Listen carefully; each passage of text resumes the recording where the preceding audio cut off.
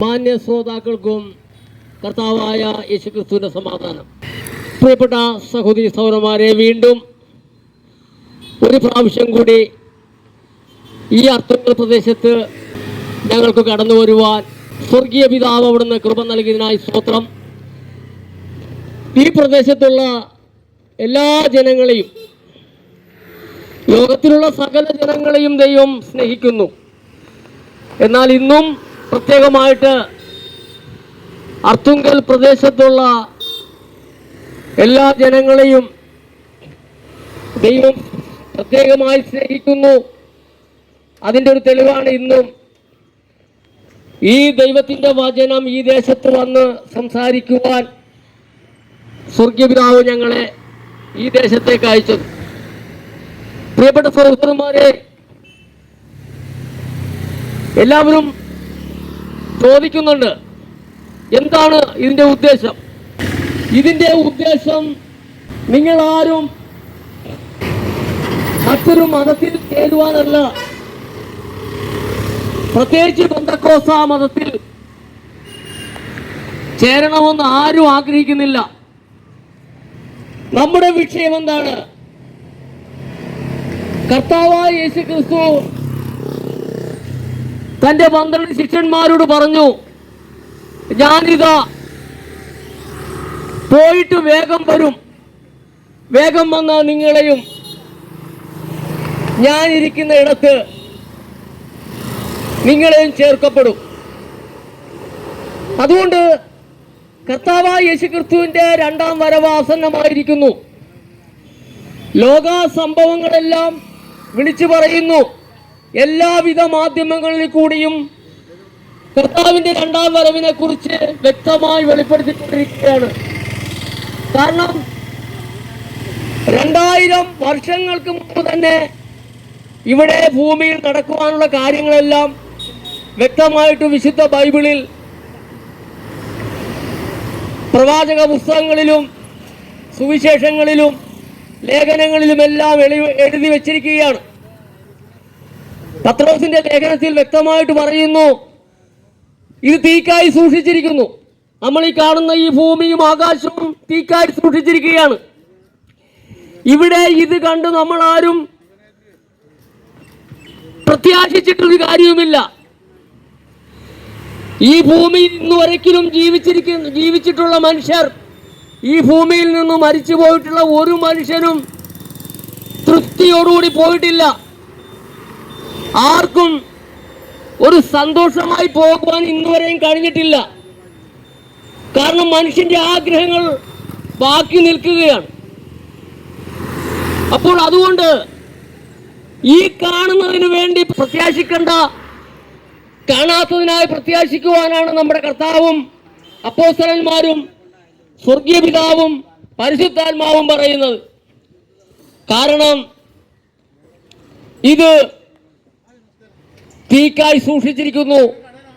അതുമാത്രമല്ല, ഒരു വ്യക്തി ഈ ഭൂമിയിൽ ജനിച്ചു വളർന്നാൽ ആ മനുഷ്യന് ഏറിയാൽ 70 80 ഇല്ലേ 100 വർഷങ്ങൾ ഈ ഭൂമിയിൽ ആയിരിക്കുന്നു. പക്ഷേ മരണത്തോടുകൂടി ഈ ഭൂമിയിലെ ജീവിതം അവസാനിക്കുകയാണ്. എന്നാൽ മരണശേഷം ഒരു ജീവിതമുണ്ടെന്ന് മറ്റാരുമല്ല പറഞ്ഞത്, നമ്മുടെ കർത്താവായ യേശുവാണ് പറഞ്ഞത്. ഒരിക്കൽ മരിക്കുകയും പിന്നെ ന്യായവിധിയും സകല മനുഷ്യർക്കും നിയമിച്ചിരിക്കുന്നു. യോഹന്നാന്റെ സുവിശേഷം 3-ാം അധ്യായം അതിന്റെ 16 മുതൽ നമ്മൾ വായിക്കുമ്പോൾ അവിടെ കാണാം, തന്റെ ഏകജാതനായ പുത്രനിൽ വിശ്വസിക്കുന്ന ഏവനും നശിച്ചു പോകാതെ നിത്യജീവൻ പ്രാപിക്കേണ്ടതിന് ദൈവം അവനെ നൽകുവാൻ തക്കവണ്ണം ലോകത്തെ സ്നേഹിച്ചു. അവൻ യേശുക്രിസ്തുവാണ്. അവനെ നമുക്ക് വേണ്ടി നൽകിയതാണ്. എന്തിനു നൽകി? 1-ാം മനുഷ്യനായ ആദാമിനെ ദൈവത്തിന്റെ മകനായി സൃഷ്ടിച്ചു. ആ ദൈവത്തിന്റെ മകനായി സൃഷ്ടിച്ച ആദാമിന് തേജസ് കൊടുത്തിരുന്നു. ആ തേജസ്സോടു കൂടിയാണ് ഈ ഭൂമിയിൽ ജീവിച്ചിരുന്നത്. എന്നാൽ ആദാമിനോടുള്ള ദൈവത്തിന്റെ ഇടപെടൽ എന്തായിരുന്നു? ദൈവം പറഞ്ഞു, ഈ കാണുന്ന സകല വൃക്ഷത്തിൻ്റെയും ഫലം നിങ്ങൾക്ക് ഇഷ്ടം പോലെ ഭക്ഷിക്കാം. എന്നാൽ തോട്ടത്തിന് നടുവിൽ നിൽക്കുന്ന ആ വൃക്ഷത്തിൻ്റെ ഫലം നിങ്ങൾ ഭക്ഷിക്കരുത്. ഭക്ഷിക്കുന്ന നാളിൽ നിങ്ങൾ മരിക്കും. അങ്ങനെ അവർ ദൈവത്തിൻ്റെ കൽപ്പന ലംഘിച്ചു. അന്നു മുതൽ അവർ പാപികളായി മാറി. പിന്നെ ഈ ഭൂമിയിൽ ജനിക്കുന്ന സകല കുഞ്ഞുങ്ങളും എല്ലാ മനുഷ്യരും പാപികളായി തീരുകയാണ്. ആ പാപികളായി തീർന്ന മനുഷ്യരെ രക്ഷിക്കുവാൻ സ്വർഗസ്ഥനായ പിതാവ് തൻ്റെ ഏകജാതനായ പുത്രനെ നമ്മുടെ പാപത്തിനുള്ള പരിഹാരമായി തീരുവാൻ ഈ ഭൂമിയിൽ ഒരു മനുഷ്യനായി ജനിപ്പിച്ച് വളർന്ന് 33 വയസ്സുവരെയും ദൈവം ഏൽപ്പിച്ചതായ ദൗത്യങ്ങൾ ചെയ്ത് 33.5 വയസ്സിൽ കാൽവരി കൊലക്കളത്തിൽ നമ്മുടെ പാപത്തിന് യാഗമായി തീരുകയാണ് ചെയ്തത്. പ്രിയപ്പെട്ട സഹോദരന്മാരൊന്ന് മനസ്സിലാക്കണം, ഓരോ മനുഷ്യന്റെയും പാപത്തിനുള്ള ശിക്ഷ തൻ്റെ മേലായെന്ന് വ്യക്തമായിട്ട് യെശയ്യാ പ്രവാചകന്റെ പുസ്തകത്തിൽ 53-ാം അധ്യായത്തിൽ എഴുതി വച്ചിരിക്കുന്നു. സകല മനുഷ്യരുടെയും പാപത്തിനുള്ള ശിക്ഷ യേശുക്രിസ്തുവിന്റെ മേലായി ദൈവം ചുമത്തി. അതുകൊണ്ട് എൻ്റെ പ്രിയപ്പെട്ട സഹോദരന്മാരെ നമ്മളൊന്ന് മനസ്സിലാക്കണം, ആ കർത്താവായ യേശുക്രിസ്തു, ദൈവപുത്രനായ ക്രിസ്തു നമുക്ക് വേണ്ടി കാൽവരി കൊലക്കളത്തിൽ ക്രൂശിൽ കിടന്നു മരിച്ചു, പിടഞ്ഞു മരിച്ചു. ആ മരിച്ച കർത്താവായ യേശുക്രിസ്തു 3-ാം ദിവസം ഉയർത്തു. 40-ാമത്തെ ദിവസം സ്വർഗാരോഹണം ചെയ്ത് തന്റെ ശിഷ്യന്മാരെ തിരഞ്ഞെടുത്തുകൊണ്ട് അവരെ 3.5 വർഷം പഠിപ്പിച്ചു. അവരോട് പറഞ്ഞു, നിങ്ങൾ എന്നോട് കേട്ട പിതാവിന്റെ വാഗ്ദത്തത്തിനായി പോയി കാത്തിരിക്കാൻ പറഞ്ഞു. അവർ മർക്കോസിന്റെ മാളിക മുറിയിലിരുന്നു. പെന്തക്കോസ്താ നാൾ വന്നപ്പോൾ പരിശുദ്ധാത്മാവ് കൊടിയ കാറ്റടിക്കുന്നത് പോലെയും തീനാളങ്ങളായി ഇറങ്ങി വന്നു. അവിടെ ഉണ്ടായിരുന്ന 120 പേരും പരിശുദ്ധാത്മാവിന്റെ ശക്തി പ്രാപിച്ചു. അവർ അന്നു മുതൽ അന്യഭാഷയിൽ ആരാധിക്കുവാനും ദൈവത്തെ മഹത്വപ്പെടുത്തുവാനും ദൈവവിഷ്ടം ചെയ്യുവാനും ഭൂലോകത്തിലൊക്കെയും പോയി സകല സൃഷ്ടികളോടും സുവിശേഷം പ്രസംഗിക്കുവാനും തുടങ്ങി.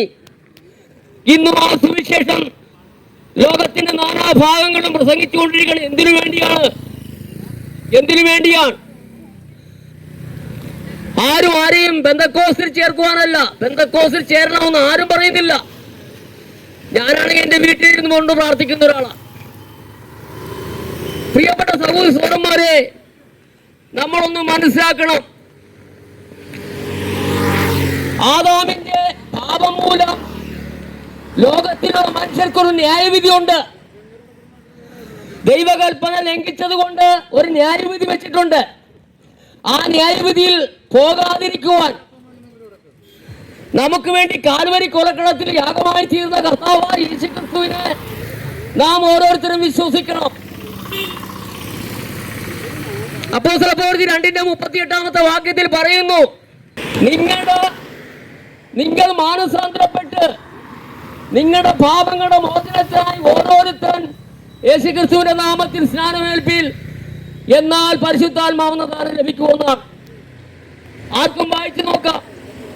അപ്പോസ്തലപ്രവൃത്തി 2-ാം അധ്യായത്തിന്റെ 38-ാമത്തെ വാക്യത്തിൽ വ്യക്തമായിട്ട് എഴുതിയിരിക്കുകയാണ്,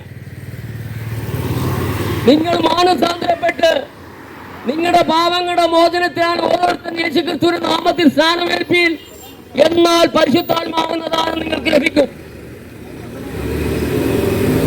പ്രിയപ്പെട്ട സഹോദരി സഹോദരന്മാരെ, അത് ദൈവകൽപ്പനയാണ്. ഒരു മതത്തിൽ ചേരുവാൻ അത് വേണ്ട. അത് ദൈവത്തിന്റെ കൽപ്പനയാണ്. കാരണം ദൈവം നമ്മളെ സ്നേഹിക്കുകയാണ്. നമ്മൾ തെറ്റിപ്പോയെങ്കിലും പാപത്തിലേക്ക് വിടുവാൻ ദൈവം ആഗ്രഹിക്കുന്നില്ല. റോമാലേഖനം 8-ാം അധ്യായം 38-ാമത്തെ വാക്യത്തിൽ ഇങ്ങനെ എഴുതിയിരിക്കുന്നു, സ്വന്തം പുത്രനെ ആദരിക്കാതെ നമുക്കെല്ലാവർക്കും വേണ്ടി ഏൽപ്പിച്ചു തന്നവൻ അവനോടുകൂടി സകലവും നൽകാതിരിക്കുമോ? പ്രിയപ്പെട്ടവരെ, സ്വന്തം പുത്രനെ ആദരിച്ചില്ല പിതാവായ ദൈവം. യേശുക്രിസ്തുവിനെ ആദരിച്ചില്ല നമുക്ക് വേണ്ടി. യേശുക്രിസ്തുവിനെ കാൽവരി കൊലക്കടത്തിൽ ഏൽപ്പിച്ചു കൊടുത്തു. എന്തിനാ? നമ്മളെ രക്ഷിക്കുവാൻ. നമ്മളെ സ്നേഹിച്ച പിതാവായ ദൈവം, ആ ദൈവത്തിന്റെ മഹാസ്നേഹം നാം മറന്നു പോകരുത്. ദൈവം സ്നേഹമാകുന്നു. ഇന്നും സ്വർഗത്തിൽ ഇരുന്നുകൊണ്ട് പിതാവായ ദൈവം ഈ ഭൂമിയിലുള്ള ഓരോ കുഞ്ഞുങ്ങളെയും മനുഷ്യരെയും എല്ലാവരെയും നോക്കിക്കൊണ്ട് ആഗ്രഹത്തോടുകൂടെ ആശയോടുകൂടി ആയിരിക്കുന്നു. എനിക്ക് അവരെ വേണം, എനിക്ക് അവരെ വേണം, ഞാൻ അവരെ പിശാചിന് വിട്ടുകൊടുക്കില്ല, എനിക്ക് അവരെ വേണം.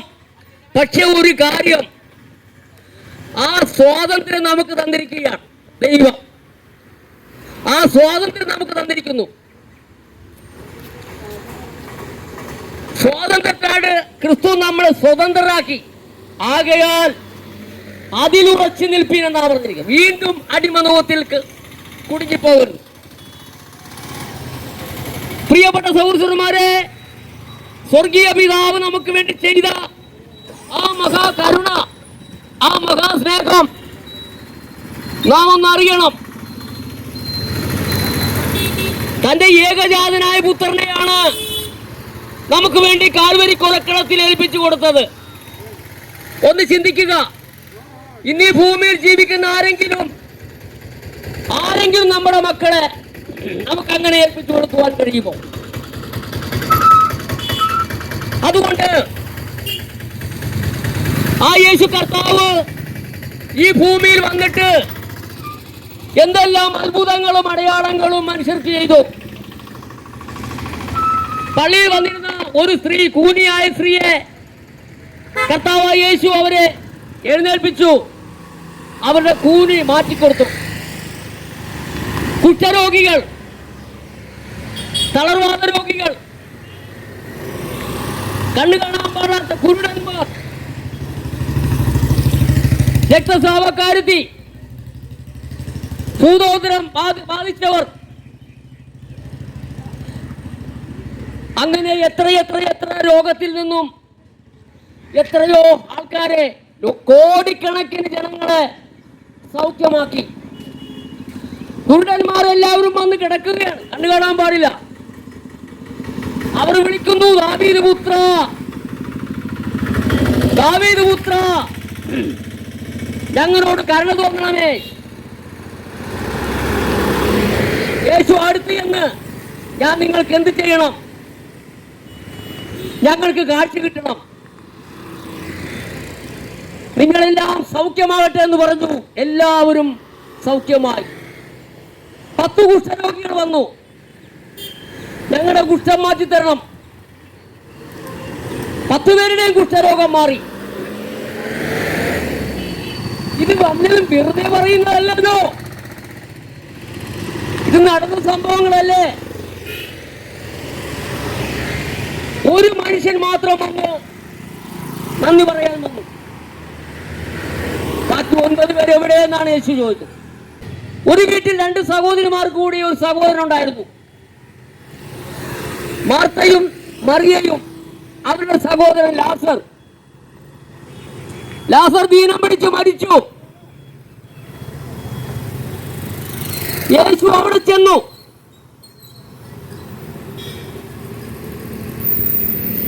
ആ സഹോദരിമാർ 2 പേരും വന്ന് യേശുവിന്റെ കാൽക്കൽ വീണ് കരഞ്ഞു. ഗുരു, നീ ഇവിടെ ഉണ്ടായിരുന്നെങ്കിൽ എന്റെ സഹോദരൻ മരിക്കില്ലായിരുന്നു.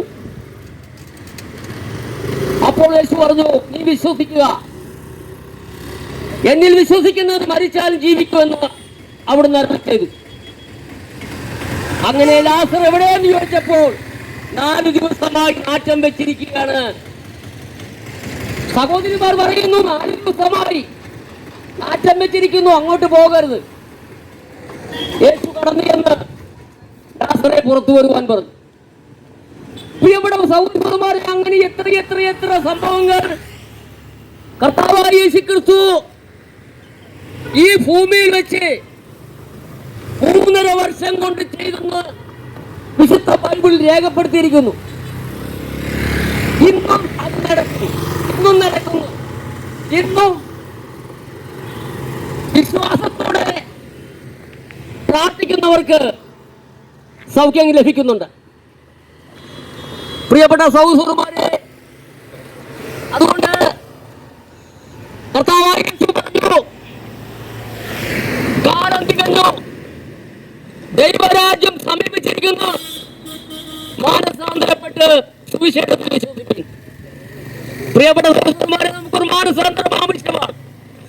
കാരണം നമ്മളെ വിളിച്ച് ഓരോരുത്തരും അവരവരുടെ ഇപ്പോഴായിരിക്കുന്ന പ്രായത്തിൽ എന്തെല്ലാം ദൈവകൽപ്പനകൾ നിഷേധിച്ചിട്ടുണ്ട്. എത്രയോ പ്രാവശ്യം പാപത്തിന് അടിമകളായി മാറിയിട്ടുണ്ട്. നമ്മളതെല്ലാം മനസ്സിലാക്കി ഒരു മടങ്ങിവരവ് നമുക്ക് ആവശ്യമാണ്. ഏറ്റവും പ്രധാനപ്പെട്ട വിഷയം വിഗ്രഹാരാധനയാണ്. വിഗ്രഹാരാധന ദൈവത്തിന് ഉറപ്പാണ്. ഒരു വിഗ്രഹം ഉണ്ടാക്കരുതെന്നാണ് ദൈവം പറഞ്ഞിരിക്കുന്നത്. പ്രിയപ്പെട്ട സഹോദരന്മാരെ, നമ്മുടെ സ്വർഗീയ പിതാവ് സ്വർഗത്തിലാണ് ഇരിക്കുന്നത്. സ്വർഗീയ സിംഹാസനത്തിൽ ഇരുന്നുകൊണ്ട് നമ്മളെ സ്നേഹിക്കുകയാണ്. നമുക്ക് ആവശ്യമുള്ള തന്നുകൊണ്ടിരിക്കുകയാണ്. നമ്മളാരും നമ്മുടെ ബുദ്ധി കൊണ്ടോ നമ്മുടെ ജ്ഞാനം കൊണ്ടോ നമ്മുടെ ആരോഗ്യം കൊണ്ടോ നമ്മുടെ വിദ്യാഭ്യാസം കൊണ്ടോ മാത്രമല്ല നമ്മൾ ജീവിക്കുന്നത്. അതെല്ലാം ഒരു വലിയ ആവശ്യമാണ്. എന്നാൽ അതിനപ്പുറം ദൈവത്തിന്റെ കൃപ നമുക്ക് ആവശ്യമാണ്. ദൈവം ശത്രുക്കളെ സ്നേഹിക്കുകയാണ്. ഒരു മഴ പെയ്താൽ നീതിമാനായ കൃഷിക്കാരനും ദുഷ്ടനായ കൃഷിക്കാരനും ഒരുപോലെ വെള്ളം കിട്ടുന്നു. അതുകൊണ്ട് ദൈവം ആരെയും വേർതിരിക്കുന്നില്ല. നല്ലവനെയും ദുഷ്ടനെയും ഒരുപോലെ സ്നേഹിക്കുന്നവനാണ് നമ്മുടെ സ്വർഗ്ഗപിതാവ്. അതുകൊണ്ട് പ്രിയപ്പെട്ട സഹോദരന്മാരെ, നാം ഒന്ന് മനസ്സിലാക്കുക, നമ്മുടെ കർത്താവായ യേശുക്രിസ്തുവിന്റെ രണ്ടാം വരവ് ആസന്നമായിരിക്കുന്നു. നാം ഈ ഭൂമിയിലായിരിക്കുന്നവർ 80 വയസ്സ്, 75 വയസ്സ്, 90 വയസ്സ് വരെ നമ്മൾ ജീവിക്കുന്നു. ഭൂമിയിൽ ജീവിച്ചിരിക്കുമ്പോൾ നമ്മളെല്ലാം കഷ്ടപ്പെടുന്നു. മക്കളെ വളർത്തണം, മക്കളെ കല്യാണം കഴിപ്പിക്കണം, വീട് വെക്കണം, മറ്റുള്ള കാര്യങ്ങളെല്ലാം നടക്കണം. അതിനുവേണ്ടി നമ്മളെല്ലാം കഷ്ടപ്പെടുന്നു.